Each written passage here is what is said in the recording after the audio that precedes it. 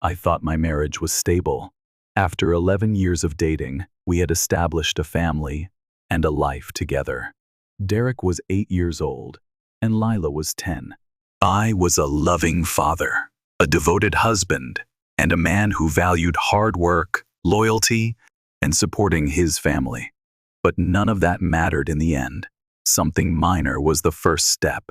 My wife, Maggie, started a new job. I was pleased for her, even proud. However, the position also brought with it a new circle of friends women I immediately didn't like.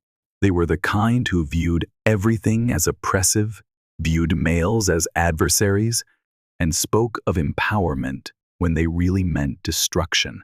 I initially believed it to be a passing phase that wouldn't have an impact on our domestic life. I was completely mistaken.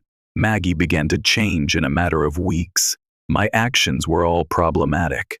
The very things she used to enjoy me letting her in, congratulating her, and taking care of household chores became fodder for arguments. One evening, when I offered to mend something for her, she angrily said, "You only do this because you think I'm weak." I was taken aback and blinked. "Maggie, I've been doing this for years. You used to love that I took care of things around here." She crossed her arms and remarked, "That was before I realized how toxic gender roles are." And that was only the start. She twisted my words, created fights over nothing, and made me feel horrible. The late hours followed. She said it was for work the first time she remained out past midnight. The second time? She didn't even let me know that she was leaving.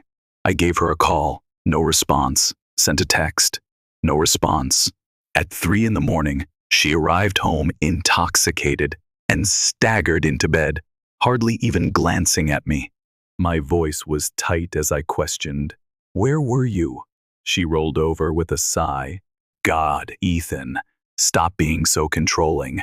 It's just a night out. You're acting insecure."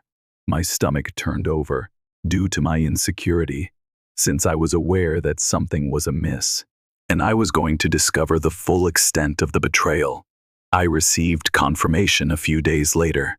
Her phone was left on the kitchen counter.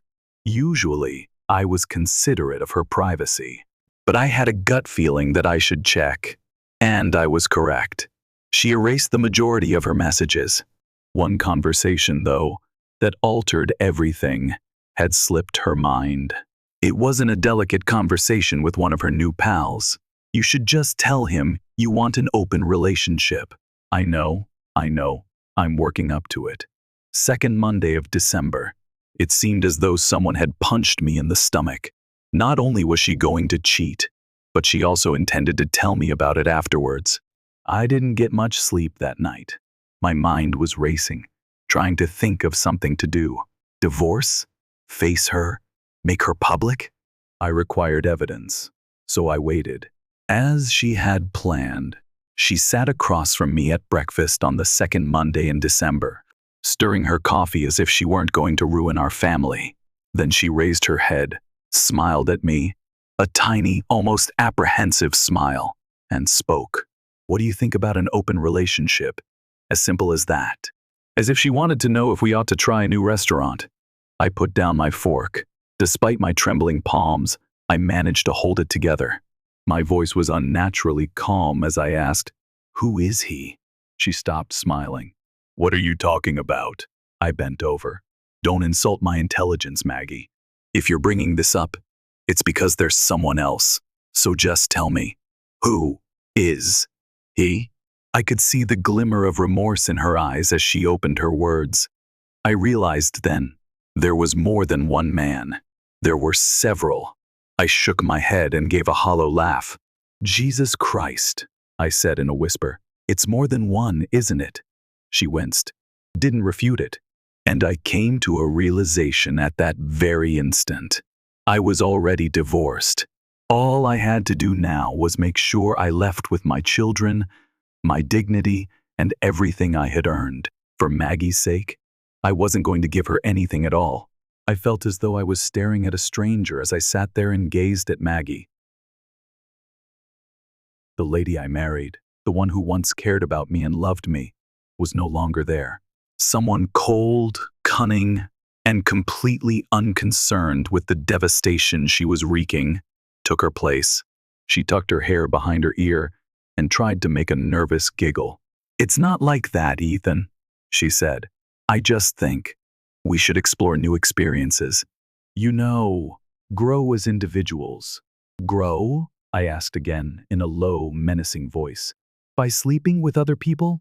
She moved in her chair and pursed her lips. "It's not about sex.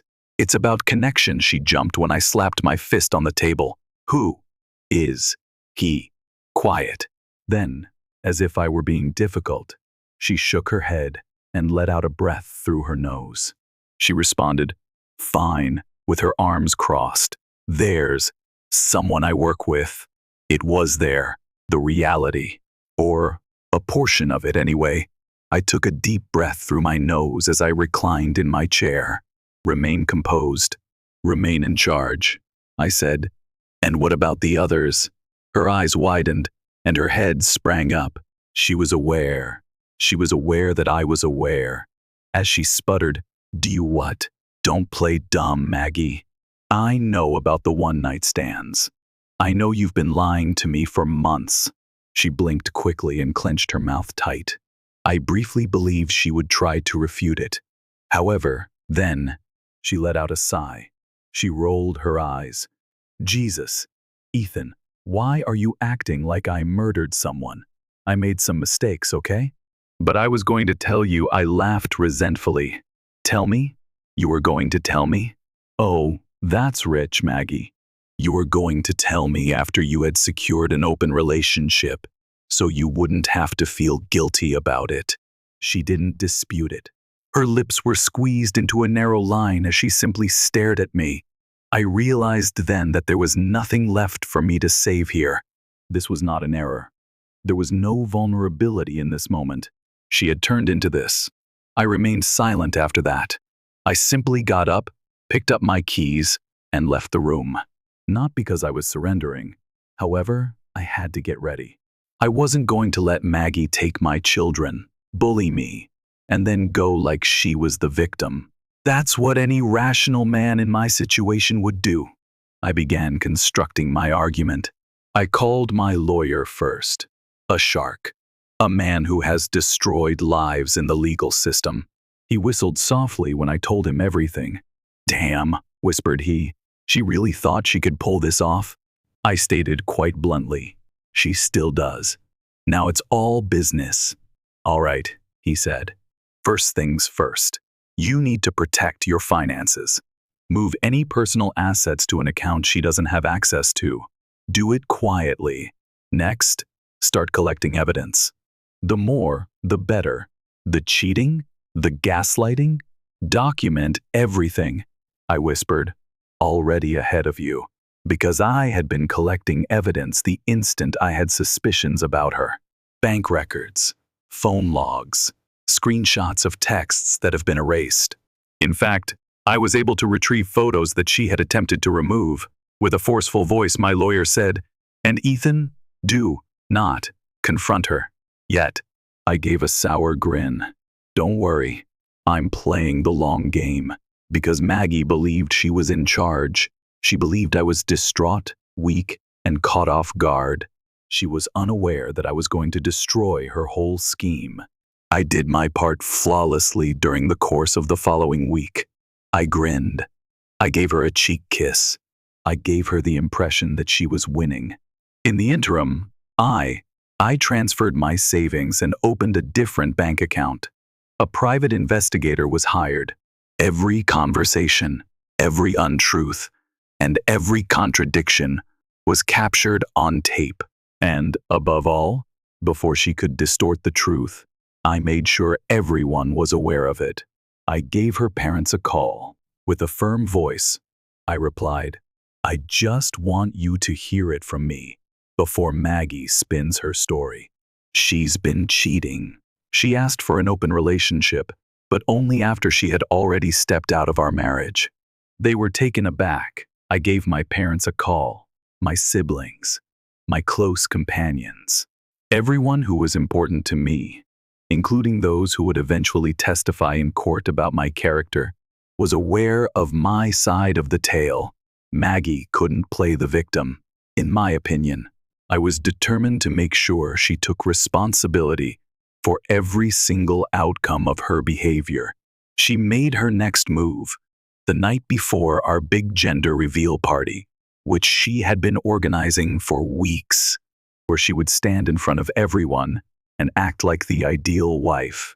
In the bedroom, she went beneath the covers next to me and said in a whisper, "I think we should try counseling first."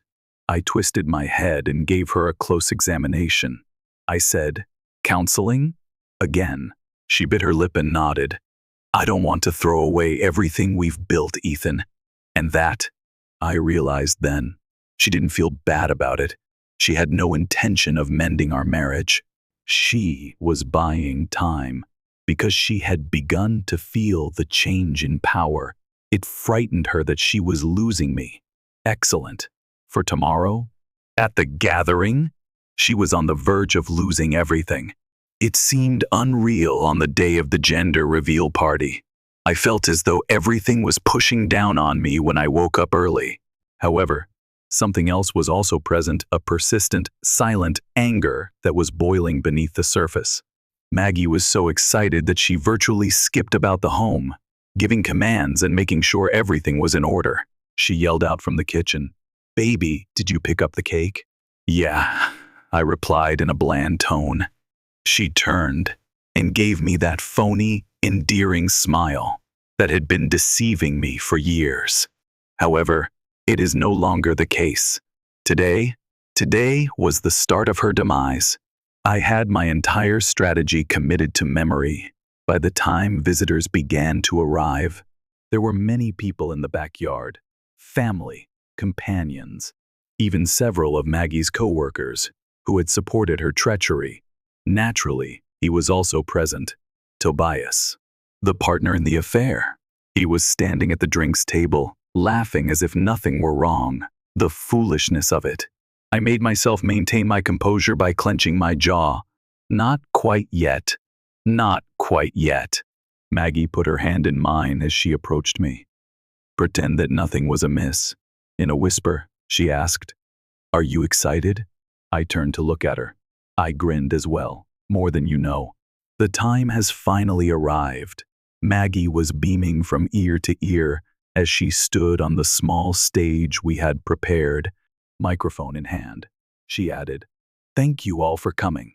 Today is such a special day for us, as if we were still the ideal pair." With a steady heartbeat, I returned the smile. It was this, the great finale, the conclusion of her deception. I stepped up and said, "I actually have a little surprise for Maggie before we pop the balloon." Her grin stopped. Then she repeated, "A surprise?" I extracted a tiny box that was neatly wrapped in a bow from my pocket.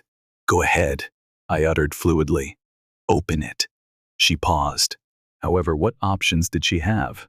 She raised the lid, peeled back the wrapping paper, and untied the ribbon with unsteady hands. Her cheeks lost color the instant her gaze fell upon what was therein. There was silence in the whole backyard. There were 2 stacks of documents in the box, divorce documents, as well as a DNA test. Maggie picked up the first sheet with trembling hands and looked over the words. She turned to the second document after that. I saw Caleb's name. I saw my name, and noticed that the bottom was branded with the 0.0% paternity result. She made a sound like she was strangled. She nearly dropped the papers because her hands were shaking so badly. Wait," she stumbled to say. I grabbed the microphone out of her grasp, looked out into the crowd, and I said something. With a firm voice, I stated, "I shouldn't be the one standing here today. Because these twins? This big reveal? It's not for me." I turned and gestured directly at Tobias. "It's for him." The response was immediate. Shocks, shouts, puzzled mutterings. Tobias froze where he had been sipping his drink. His face became limp, and the color faded as quickly as Maggie's. His wife, who was standing next to him, gave him a painful-looking jerk of her head. She coughed. Tobias. What the hell is he talking about? Maggie was violently shaking her head. Ethan, please. We can talk about this. I paid her no attention. Instead, I looked at Tobias's wife. I calmly said, I'm sorry you had to find out this way, but your husband has been sleeping with my wife. And these twins? I gave Maggie, whose whole body was shaking now, a nod. They're his. The whole group burst out. Maggie's parents had a terrified expression. Her mother gripped her chest, as if she were about to pass out. The wife of Tobias? Her slap across his face was so forceful that it reverberated. Maggie, sobbing. She fell to her knees. Ethan, please, don't do this. I lowered myself, just enough for her to hear me, whispering, you did this to yourself. After that, I got up, wiped my hands, and left. Free. Free at last. I left the backyard without turning around. Pandemonium broke out behind me. Maggie continued to weep while sobbing and gripping the divorce papers, as if holding on to them would somehow alter reality.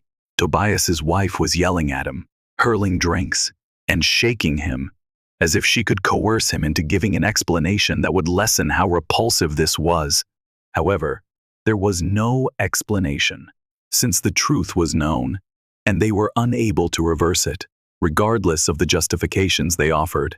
As I continued to walk, I took my keys out of my pocket and felt the burden of months of betrayal begin to lessen. I was no longer in pain. I wasn't curious as to why. I had just finished. I did the first thing I should have done months ago as soon as I arrived home. I packed her belongings. All of her belongings and any evidence of her presence in that residence were placed in garbage bags and cartons. Her entire existence was waiting for her on the front porch by the time she arrived, puffy-eyed, makeup streaked, and with shoulders slumped like she had just been in combat. When she saw it, her bottom lip trembled, and she blinked. Ethan, what are you doing? I gazed at her. What does it look like? Her breath came out shakily. Please, let's talk about this. I let out a slow, even exhale. We already talked, Maggie. You just didn't think I'd do anything about it. Her face was wiped. But we can fix this. We have a family. We have history. I chuckled softly. Yeah? Well, history is just a record of past mistakes. And you? You're my biggest one. She flinched. She muttered, what about the kids? I didn't let it show, even though that was like a hammer to my chest. I remarked in a chilly tone, you ought to have considered that before you destroyed our family. She winced.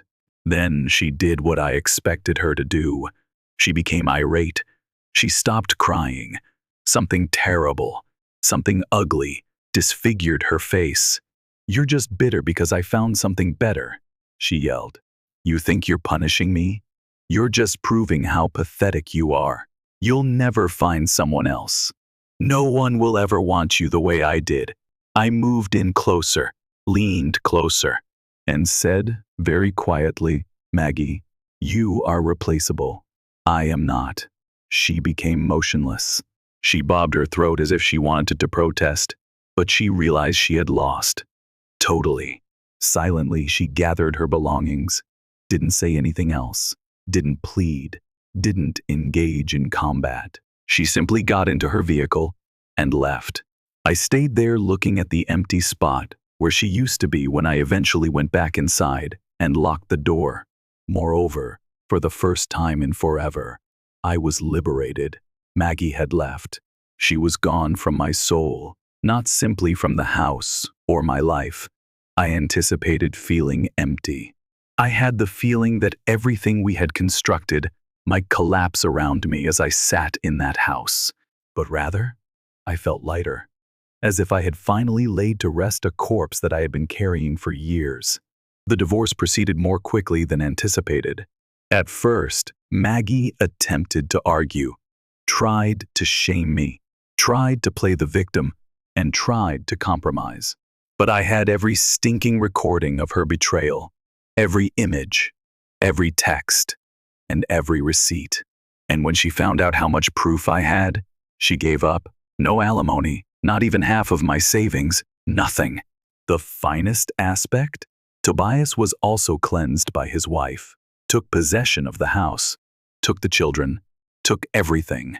After their lives fell apart, Maggie and Tobias attempted to make things work, moved in together, played house, pretended that their relationship was based on something genuine rather than a mountain of deception, treachery, and falsehoods. After 3 months, they burnt and crashed. Maggie detested him, resented the fact that he wasn't the ideal man she had imagined. I hated that he no longer worshipped her as much as I used to. I hated that living with him was nothing more than a romantic journey, but rather two infidelity-prone people sitting in the wreckage of their own creation. When was the last time I heard? She is by herself. What about Tobias? He's still paying for the divorce that his idiot failed to anticipate. Lyrical. And me? I shifted, found a new home, a new city, and a fresh start after packing up. It wasn't simple. It's never easy to start afresh. However, I eventually recognized the man staring back at me when I woke up and glanced in the mirror. I was no longer a broken victim. Maggie didn't use me as a punching bag. I had freedom. Then, someone I met. Rachel is her name. She is nice, sincere, not at all like Maggie. She is not a gamer, doesn't diminish my feelings. She simply smiled and shook her head when I told her my experience. Damn, she murmured. You really dodged a bullet, huh? Moreover, for the first time in a very long time, I chuckled. Because, well, I did. The conclusion.